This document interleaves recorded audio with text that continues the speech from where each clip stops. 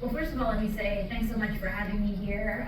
Really appreciate the introduction, Rush, and I understand we owe this event to an Amtrak meltdown a few months ago that resulted in Rush and one of my colleagues finding themselves on a megabus at some odd hour. And, I'm grateful for that. U.S. infrastructure. For that fortuitous occurrence. And thanks so much to President Froman for having me for this very timely and interesting conversation. So, the Federal Trade Commission enforces the nation's antitrust and consumer protection laws, and over the last 3 years under the Biden-Harris administration, we have been revisiting how do we make sure that we are being maximally effective as enforcers. To go all the way back, lawmakers passed the antitrust laws because they wanted to favor competition over consolidation. The basic idea being that when businesses have to compete, they generally produce better outcomes in terms of lower prices, better quality, better innovation, and as a general matter, there was also just a deep aversion to concentrations of economic power, and a fear that if we allowed unchecked concentration in our economic sphere, that could really undermine people's liberties and freedoms. And so in the same way that we have our Constitution and checks and balances in our political sphere, we needed an analogous set of laws for our commercial sphere to really protect those core liberties.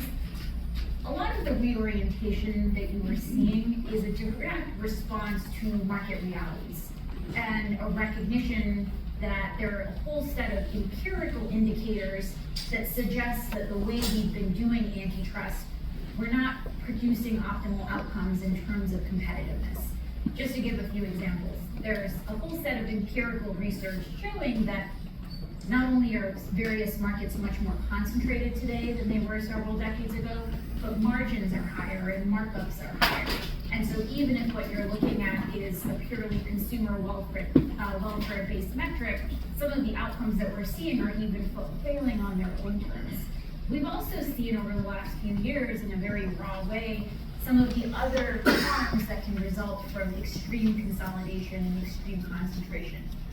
So, just a couple of years ago, we saw shortages nationally of infant formula because we had a single contamination in a single factory in a market that's become much more consolidated.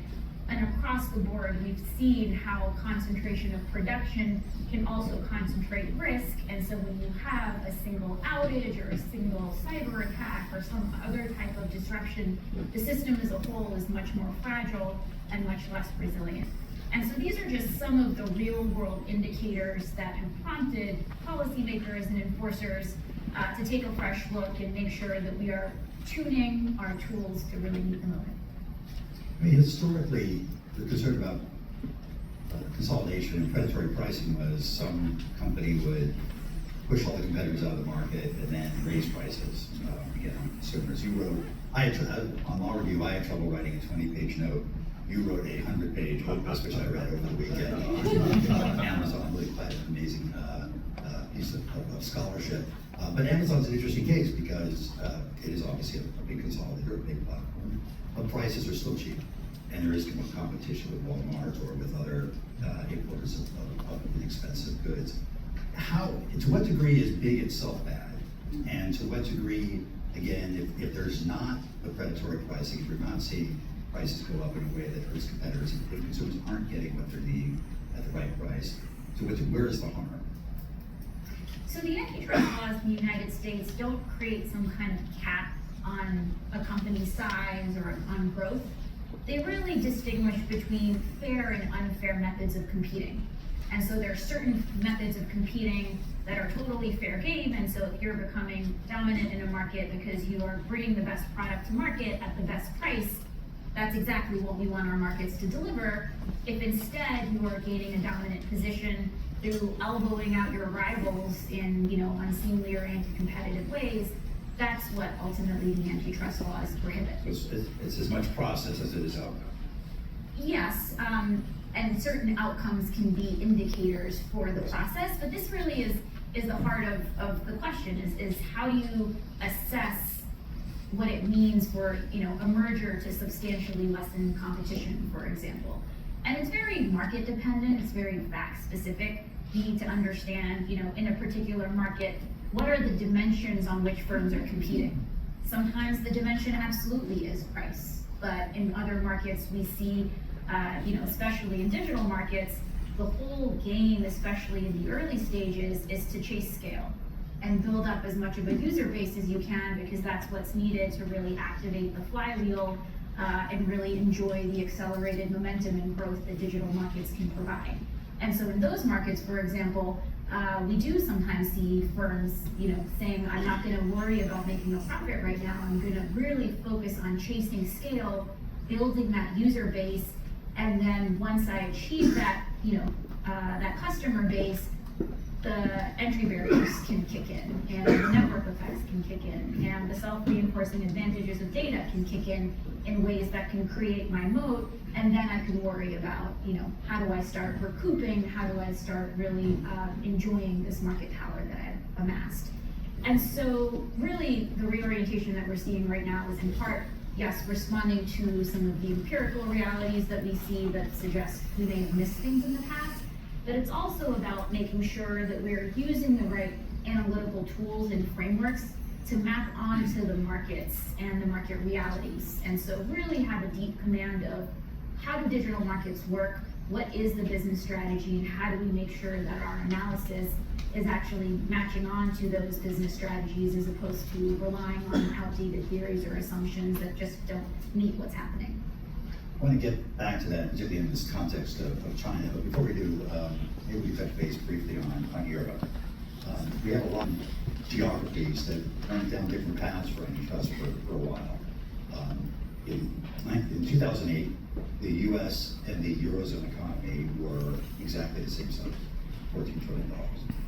We're now 70% larger than the Eurozone economy. Europe has a growth problem. They have a productivity problem. Mario Draghi came out with his report last week, recommends more consolidation, more mergers in order to compete.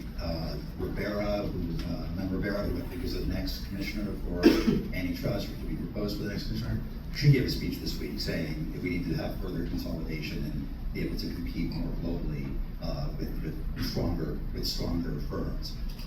They seem to be heading more back towards the traditional U.S. approach, precisely when we've been heading a little bit more towards their more robust enforcement approach of their cigarette and the rest. What does the European experience tell us about regulation, about antitrust enforcement? What lessons do you draw about how we have done versus how they've done in their economy? Well, I might have to disagree with you about what we call the traditional American approach, because the traditional approach has been a deep commitment to vigorously competitive markets. And across US history, we've actually seen certain inflection points where there was a debate in the United States as to whether we wanted to coddle our monopolies and really boost our national champions so that they could fight it out on the global stage, or whether instead we wanted to double down on competition. Decades ago, when the Justice Department was considering one of its lawsuits against AT&T, you had the Defense Department actually say, well, this may weaken us globally. What instead we saw at some of those critical moments was that the United States kept its faith in competition. If you look at the antitrust lawsuit against IBM, the antitrust lawsuit against AT&T, the antitrust lawsuit against Microsoft, each of those ended up unlocking incredible waves of innovation.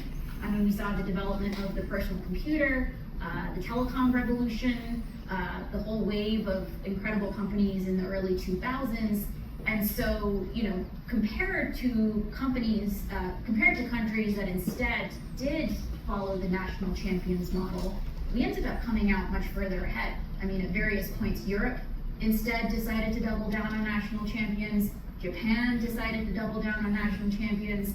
And across those periods, it was the US economy that was much stronger, that was actually leading to the breakthrough innovations that have allowed us to stay ahead globally. And so, I would say I think we've seen other countries flirt with competition and kind of go back to a greater preference for consolidation.